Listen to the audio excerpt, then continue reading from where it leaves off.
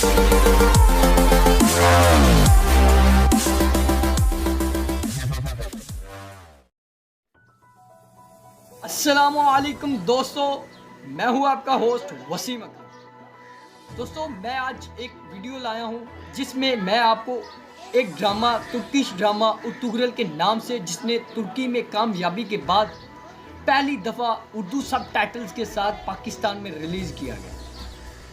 इस ड्रामे की ऐसी क्या वजह थी कि जैसे हर पाकिस्तानी चाहता है कि मैं इसे देखना चाहूँ। इस ड्रामे में लिया गया कैरेक्टर का हिस्टोरिकल बैकग्राउंड क्या है उम्मत मुसलमा में, और इसका फ्यूचर सिनेरियो क्या हो सकता है। सिर्फ इस और पूरी दुनिया की इस ड्रामे पर नजरें लगी हैं, और ये दुनिया के लिए क्या चीज़ साबित कर सकता है। दोस्तों, ये सब चीज़ें जानने के लिए आज की वीडियो को शुरू से लेकर आखिर में तक देखें। मैं इस वीडियो में आप दोस्तों को ये सब चीज़ें बताऊंगा। इस कैरेक्टर का हिस्टोरिकल बैकग्राउंड, इस ड्रामे का दुनिया पर इम्पैक्ट, और इस फ्यूचर में 2023 के बाद क्या होने जा रहा है, ये सब चीज़ें मैं आपको इस वीडियो में बताऊंगा। तो दोस्तों, चलो इस वीडियो को स्टार्ट करते हैं। अगर अभी तक आप लोगों ने हमारे चैनल को सब्सक्राइब नहीं किया तो प्लीज़ हमारे चैनल को सब्सक्राइब कर दीजिए, और साथ में दिए गए बेल आइकॉन को प्रेस कर दीजिए, ताकि हमारी हर आने वाली वीडियो आप दोस्तों तक पहुँच सके। तो चलो दोस्तों, टाइम वेस्ट किए बगैर आज की वीडियो को स्टार्ट करते हैं।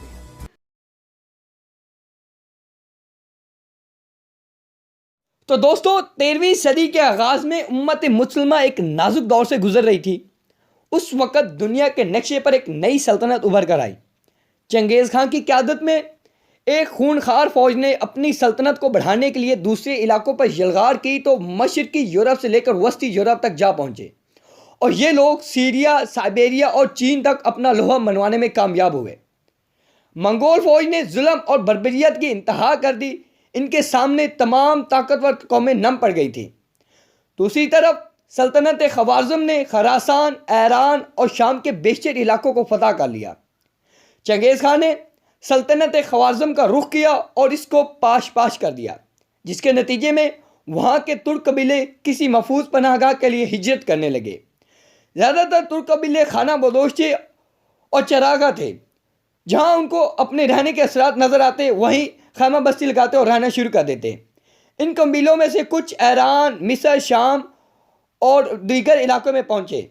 इन कबीलों में से एक कबीले का नाम काय कबीला था, जो कि काफ़ी ताकतवर और जंगजू था। इसके सरदार का नाम सुलेमान शाह था, जो कि अदल व इंसाफ की वजह से काफ़ी मशहूर थे।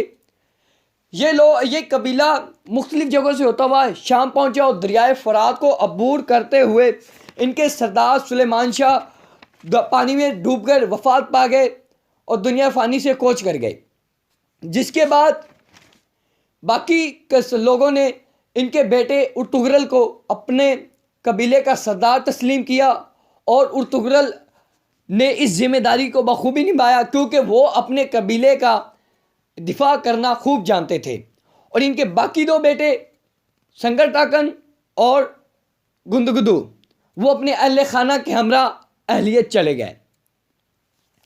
इसके बाद उर्तुगरल अपने कबीले के बाकी लोगों के हमरा एशिया कोचे की तरफ चले गए और सुल्जूकी सल्तनत में शमूलियत इख्तियार की। सुल्जूकी सल्तनत के सरदार सुल्तान अलाउद्दीन कैकवत अव्वल थे, जो अदल और इंसाफ की वजह से काफ़ी मशहूर थे अपनी आवाम में। उर्तुगरल गाजी अपने कबीले के हमरा सुल्तान अलाउद्दीन के ज़ेरे साया पनाह की गज़ से पाया तख्त कूनिया की तरफ जा रहे थे, तो रास्ते में अंकरा के करीब दो फौजों को आपस में लड़ाई करते पाया। वो किसी भी फौज को नहीं जानते थे, मगर उनमें से एक तादाद के लिहाज से कमज़ोर थी, जिनकी तादाद तकरीबन 400 थी।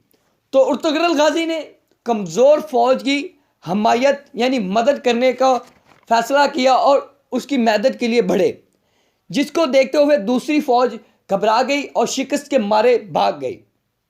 दोस्तों, बाद में ये भी मालूम होता है कि उर्तुगरल गाजी ने उन दूसरी फ़ौज की मदद इसलिए भी की थी कि वो सुल्तान अलाउद्दीन कैकवत अव्वल की फ़ौज थी, और उनमें से ज़्यादातर बाज़ातीनी और तातीरी थे, जिसकी फतह के बाद सुल्तान अलाउद्दीन ने अपनी रियासत का इलाका इनको रहने के दिया, जो ज़्यादातर पहाड़ी था, और इस इलाके की सरहद बाज़ंतीनी इलाके से मिलती थी, जिससे सुल्तान अलाउद्दीन कैकवत का एक सरहदी इलाका महफूज हो गया था।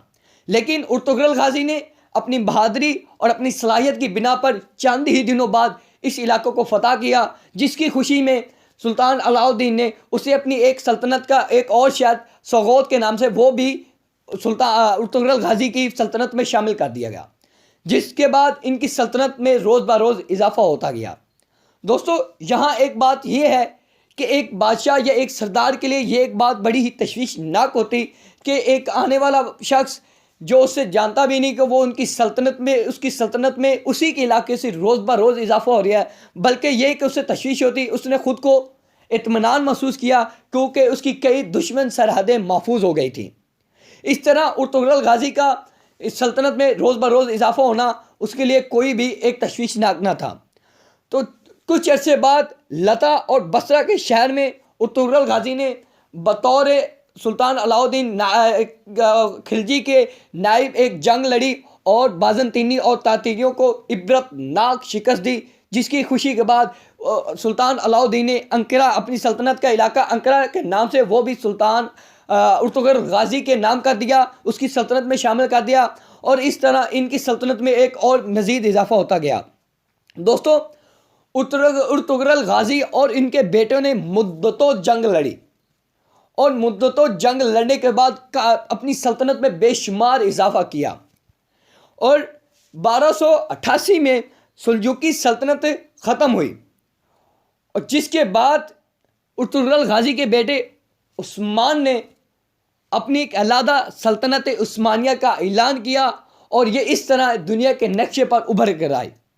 इससे पहले कि दोस्तों सुल्तान अपना उर्तुगरल गाजी 1281 से लेकर तकरीबन 1288 के दरमियान 90 साल की उम्र में वफ़ात पाए और इनकी बेगम हलीमा खातून सल्जूकी शहजादे गयासुद्दीन की बेटी थी, जिनमें से इनके 3 बेटे थे और इनकी वफ़ात के बाद इनके तीसरे बेटे सुल्तान उस्मान जो अपनी सल्तनत के बादशाह बने और इस तरह उन्होंने एक अलहदा सल्तनत का दुनिया में क़याम पज़ीर लाए और ये सल्तनत बहुत ही वसी थी। कहा जाता है कि ये तकरीबन 3 बरआज़मों तक फैल चुकी थी और इस तरह इन लोगों ने 600 साल तक तकरीबन दुनिया पर हुकूमत की और अपनी सल्तनत जमाई रखी।